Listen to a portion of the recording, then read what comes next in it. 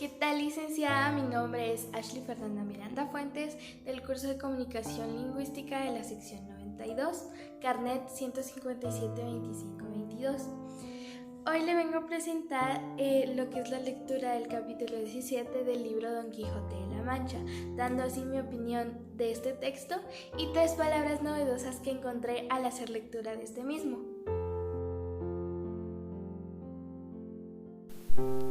Donde se prosiguen los innumerables trabajos que el bravo Don Quijote y su buen escudero Sancho Panza pasaron en la venta que, por su mal, pensó que era un castillo.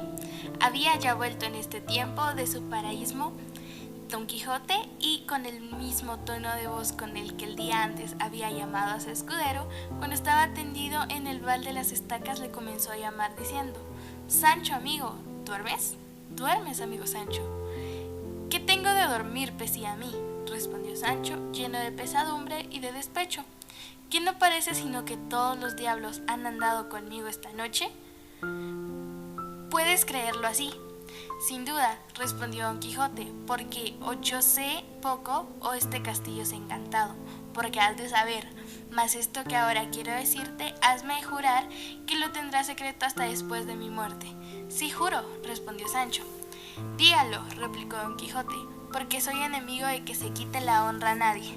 «Digo que sí, juro», tornó a decir Sancho, «que lo callaré hasta después de los días de vuestra merced, y plega a Dios que lo pueda descubrir mañana». «¿Tan malas obras te hago, Sancho?», respondió Don Quijote, «que me querrías ver muerto con tanta brevedad». «No es por eso», respondió Sancho, «sino porque soy enemigo de guardar mucho las cosas y no querría que me pudriesen de guardarlas». «Sea por lo que fuere», dijo Don Quijote, «¿qué más fío de tu amor y de tu cortesía, si has de saber que esta noche me ha sucedido una de las más extrañas aventuras que yo sabré encarecer? Y por contártela en breve, sabrás que poco ha que a mí vino la hija de este señor de este castillo, que es la más apuesta y hermosa doncella que en gran parte de la tierra se puede hallar. ¿Qué te podría decir del adorno de su persona? ¿Que su gallardo entendimiento? ¿De qué otras cosas ocultas que por guardas la fe que debo de mi señora Dulcinea del Toboso, dejaré pasar estas intactas y en silencio? Solo te quiero decir que, envidioso el cielo de tanto bien como la aventura me había puesto en las manos, o quizá, y esto es lo más cierto, que como tengo dicho es encantado este castillo, al tiempo que yo estaba con ella en dulcísimos y amorosísimos coloquios, sin que yo lo viese ni supiese. Por donde venía, vino una mano pegada a algún brazo de algún descomunal gigante y asentóme una puñada en las quijadas, tal que las tengo todas bañadas de sangre, y después me molió de tal suerte que estoy peor que ayer, cuando los arrieros, que por demasiadas rociantes nos hicieron el agravio que sabes, por donde conjetura que el tesoro de la fermosura de esta doncella le debe aguardar algún encantado moro, y no debe de ser para mí». «Ni para mí tampoco», respondió Sancho, «porque más de 400 moros me han aporreado a mí, de manera que el molimiento de las estacas fue tortas y pan pintado. Pero dígame, señor, ¿cómo llama a esta buena y rara aventura, habiendo quedado de la cual quedamos? Aún vuestra merced, menos mal, pues tuvo en sus manos aquella incomparable fermosura que ha dicho, pero yo, ¿qué tuve sino los mayores porrazos que pienso recibir en toda mi vida? Desdichado de mí y de la madre que me parió, que ni soy caballero andante ni lo pienso ser jamás, y de todas las malanzas me cabe la mayor parte». «Luego, ¿también estás tú aporreado?», respondió Don Quijote. «¿No le has dicho que sí? Pesía mi linaje», dijo Sancho. «No tengas pena, amigo», dijo Don Quijote, «que yo haré ahora el bálsamo precioso con que sanaremos en un abrir y cerrar de ojos». Acabo en esto de encender el candil del cuadrillero, y entró a ver que él pensaba que era muerto, y así como le vio entrar Sancho, viéndole venir en camisa y con su paño en la cabeza y candil en la mano, y con una mala cara, preguntó a su amo: «Señor, si será este a dicha el moro encantado que nos vuelva a castigar, si se dejó algo en el tintero?» «No puede ser el moro», respondió Don Quijote, «porque los encantados no se dejan ver de nadie». «Si no se dejan ver de nadie, ¿se dejan sentir?», dijo Sancho. «Si no, díganlo mis espaldas».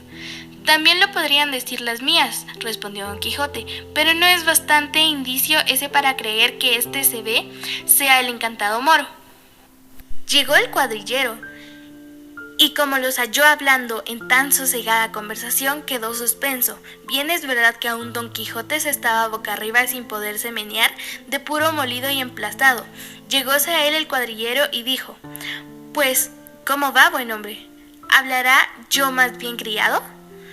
Respondió Don Quijote: Si fuera que vos usase en esta tierra hablar de esa suerte a los caballeros andantes majaderos. El cuadrillero, que se vio tratar tan mal a un hombre de tan mal parecer, no lo pudo sufrir, y alzando el candil con su aceite, dio a Don Quijote con él en la cabeza, de suerte que le dejó muy bien descalabrado, y como todo quedó a oscuras saliéndose luego, y Sancho Panza dijo: Sin duda, señor, que este es el moro encantado, y debe de guardar el tesoro para otros, y para nosotros solo guardar las puñadas y los candilazos. Así es, respondió Don Quijote, y no hay que hacer caso de estas cosas de encantamientos, ni hay que tomar la cólera ni enojo con ellas, que no son invisibles y fantásticas. No hallaremos de quién vengarnos, aunque más lo procuremos. Levántate, Sancho, si puedes, y llama al alcaide de esta fortaleza, y procura que se dé un poco de aceite, vino, sal y romero para el sulitífero bálsamo. En esta verdad que creo que lo he bien de menester ahora, porque se va mucha sangre de la herida que estos fantasmas me han dado. Levantándose Sancho con harto dolor de sus huesos, y fue a oscuras donde estaba el ventero, y encontrándose con el cuadrillero que estaba escuchando en que paraba su enemigo, le dijo: Señor, quienquiera que seáis, hacednos merced y beneficio de darnos un poco de romero, aceite y sal, y vino, que se dé menester para curar uno de los mejores caballeros andantes que hay en la tierra, el cual yace en aquella cama, malferido con las manos del encantado moro que está en esta venta. Cuando el cuadrillero tal oyó, el hombre faltó de seso, y porque ya comenzaba a amanecer, abrió la puerta de la ventana, y llamando al ventero le dijo lo que aquel buen hombre quería. El ventero le proveyó que cuando quiso, y Sancho se lo llevó a Don Quijote, que estaba en las manos en la cabeza y quejándose del dolor de candilazo, que no le había hecho más mal que levantarle 2 chichones algo crecidos, y lo que él pensaba que era sangre no era sino sudor que sudaba con la congoja de la pasada tormenta. En resolución, él tomó sus simples, de los cuales hizo un compuesto mezclándolos todos y cociéndolos un buen espacio, hasta que le pareció que estaban en su punto. Pidió luego alguna redoma para el chayo, y como no lo hubo a la venta, se resolvió en ponerlo en una alcuza o aceitera de hoja de lata, de quien el ventero le hizo grata donación, y luego dejó sobre la alcuza más de 80 paternostres, y otras tantas aves marías, salves y credos, y cada palabra acompañada una cruz, a modo de bendición, y todo lo cual se hallaron presente Sancho, el ventero y cuadrillero, que ya el arriero sosegadamente andaba entendiendo con el beneficio de sus machos. Hecho esto, quiso él mismo hacer luego la experiencia de la virtud de aquel precioso bálsamo que él se imaginaba, y así se bebió, de lo cual no pudo caber en la alcuza y quedaba en la olla donde se había cocido, casi media azumbre, y apenas le acabó de beber, cuando comenzó a vomitar, de manera que no le quedó cosa en el estómago, y con las ansias y agitación del vómito le dio un sudor copiosísimo, por lo cual mandó que le arropasen y lo dejasen solo. Hicieron así, y quedándose dormido más de 3 horas, al cabo de las cuales despertó y se sintió aliviadísimo del cuerpo, y en tal manera mejor de su quebrantamiento, que se tuvo por sano, y verdaderamente creyó que había acertado con el bálsamo de Fierabras, y que con aquel remedio podía acometer desde allí adelante sin temor algunos cualquiera ruinas, batallas y pendencias por peligrosas que fuesen.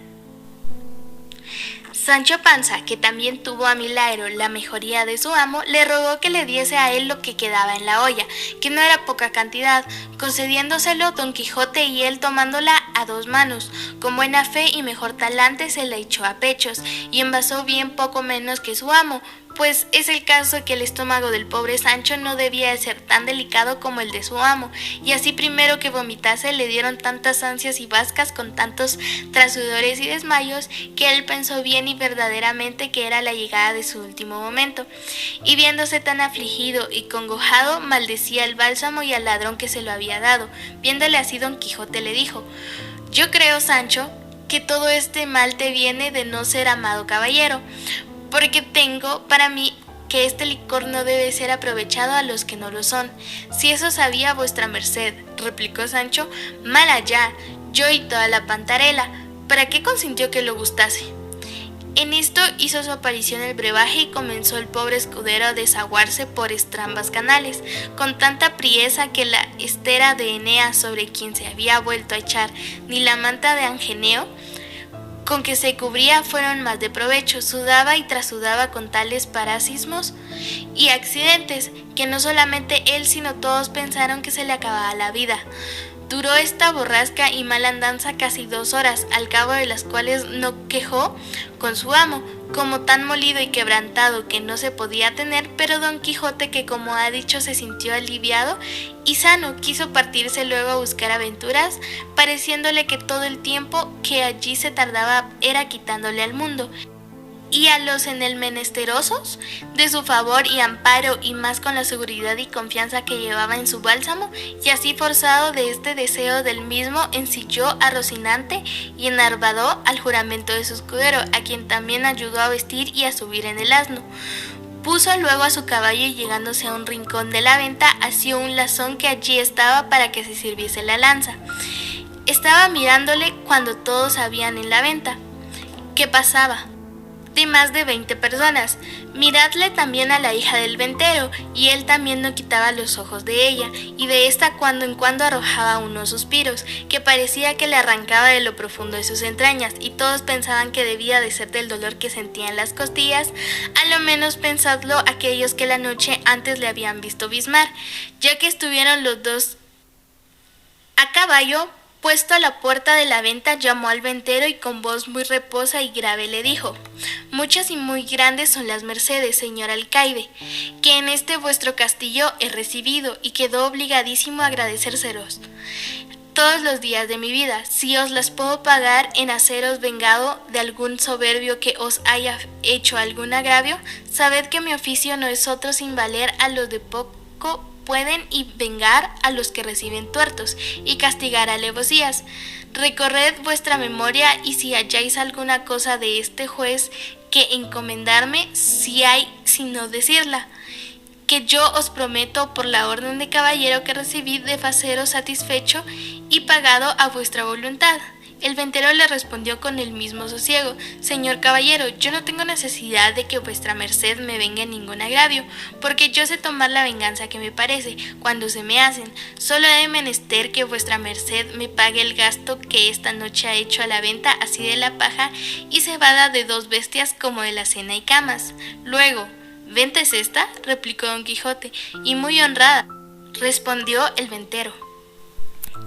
Engañado he vivido hasta aquí, respondió Don Quijote, que en verdad que pensé que era castillo y no malo, pero pues así en el castillo si no venta lo que se podía hacer por ahora es que perdonéis por la paga, que yo no puedo contravenir a la orden de los caballeros andantes, de los cuales sé cierto, sin que hasta ahora haya leído cosa en contrario, que jamás pagaron posada ni otra cosa en venta donde estuviesen, porque se les debe que fuera y de derecho cualquier buen acogimiento que se les hiciera en pago del insufrible trabajo que padecen buscando las aventuras de noche y de día, en invierno y en verano, a pie y a caballo, con sed y con hambre, con calor y con frío, sujetos a todas las inclemencias del cielo y todos los incomodos de la tierra. Poco tengo yo de ver en eso, respondió el ventero.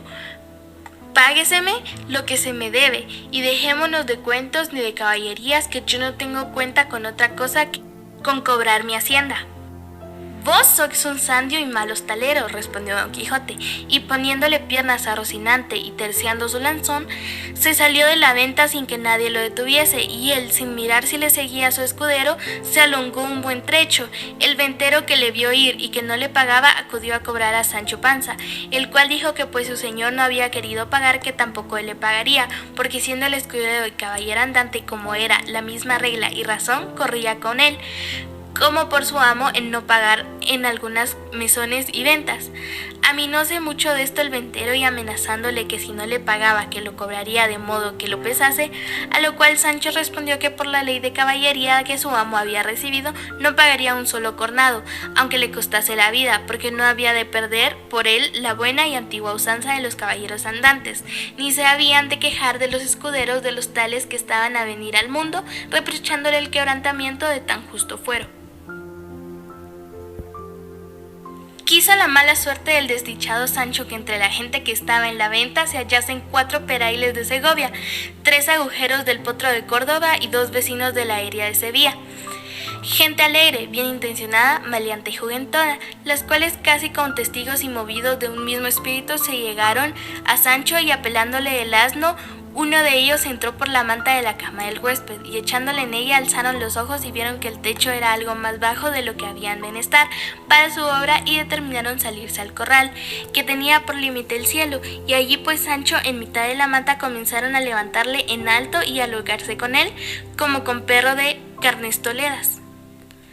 Las voces que el mísero manteado daba fueron tantas que llegaron a los oídos de su amo, el cual, deteniéndose a escuchar atentamente, creyó que alguna nueva aventura le venía, hasta que claramente conoció que el que gritaba era su escudero, y volviendo las riendas con un penado galope llegó a la venta, y hallándola cerrada, la rodeó por ver si hallaba por dónde entrar, pero no hubo llegado en las paredes del corral, que no eran muy altas. Cuando vio el mal juego que se le hacía a su escudero, vióle bajar y subir por el aire con tanta gracia y presteza, que si la cólera le dejara, tengo para mí que se riera. Probó a subir desde el caballo a las bardas, pero estaba tan molido y quebrantado que aún aparearse no pudo, y así desde encima del caballo comenzó a decir tantos de nuestros baldones a los de Sancho manteaba, que no es posible acertar escribillos, mas no por esto cesaban ellos de su risa y de su obra, ni el volar Sancho dejaba sus quejas mezcladas ya con amenazas, ya con ruegos. Mas todo aprovechaba poco, ni aprovechó hasta que pudo. Cansados le dejaron, trujéronle allí su asno, subiéndole encima le apurrearon con su gabán, y la compasiva de Maritormes, viéndole tan fatigado, le pareció ser bien socorrerle con un jarro de agua, y así le trujo el pozo por ser muy fría. Tomóle Sancho, y llevándole a la boca se paró con las voces de su amo, diciéndole: Hijo Sancho, no bebas agua, hijo, no la bebas, que te matará. ¿Ves? Aquí tengo el santísimo bálsamo, y señalaba la cuasa de brebaje, que con 2 gotas de él beberás sin duda alguna y sanarás. A estas voces volvió Sancho a los ojos, y como de a través, y dijo con otras mayores: Por dicha, hacele oído de vuestra merced que yo no soy caballero, hoy quiere que acabe de vomitar las entrañas que me quedaron de anoche. Guárdese su licor con todos los diablos y déjeme a mí. Al acabar de decir esto y al comenzar de beber, todo fue uno, mas como a primer trago vio que era agua, no quiso pasar adelante, y rogó a Maritormes que se le trujese de vino, y así lo hizo ella de muy buena voluntad, y lo pagó con su mismo dinero, porque en efecto se dice de ella que aunque estaba en aquel trato tenía unas sombras y lejos de cristianas. Así como bebió, Sancho le dio de los carcaños de su asno, y abriéndole la puerta a la ventana de par en par se salió de ella, muy contenta de no haber pagado nada y de haber salido con su intención, aunque había sido a costa de sus acostumbrados fiadores, que eran sus espaldas. Verdad es el que el ventero se quedó con sus alforjas en pago de lo que debían, mas Sancho no las echó menos, según salió turbado. Quiso el ventero atracar bien la puerta así como se le vio afuera, mas no consumieron los manteadores, que eran gente que aunque Don Quijote fuera verdaderamente de los caballeros andantes de la tabla redonda, no le lastimaran en 2 ardites.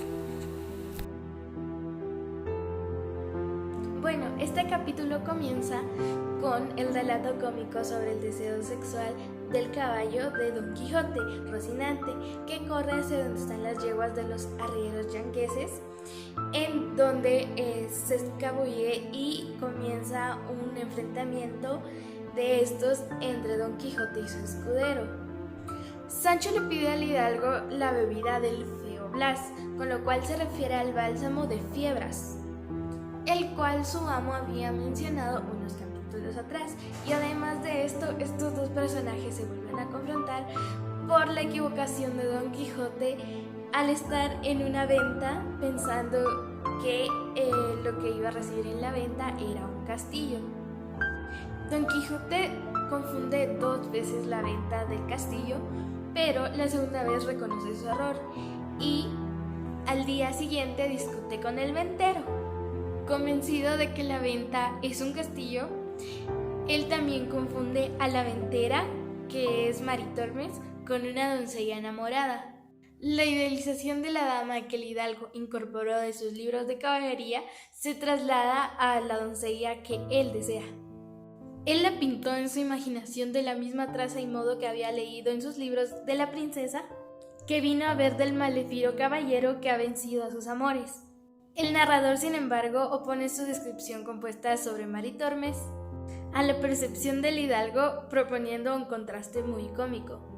Don Quijote, sin embargo, se propone a no cometer alevosía hacia su señora Dulcinea del Toboso. Esto es no cometer una traición hacia su pacto imaginario de amor y fidelidad hacia su dama. Luego menciona que no lo haría ni siquiera si la reina Ginebra y su dama Quintañona se le pusieran adelante. La reina Ginebra es la esposa del rey Arturo. La leyenda cuenta que tuvo una aventura adúltera con Lanzarote del Lago, uno de los caballeros que conformaba la tabla redonda.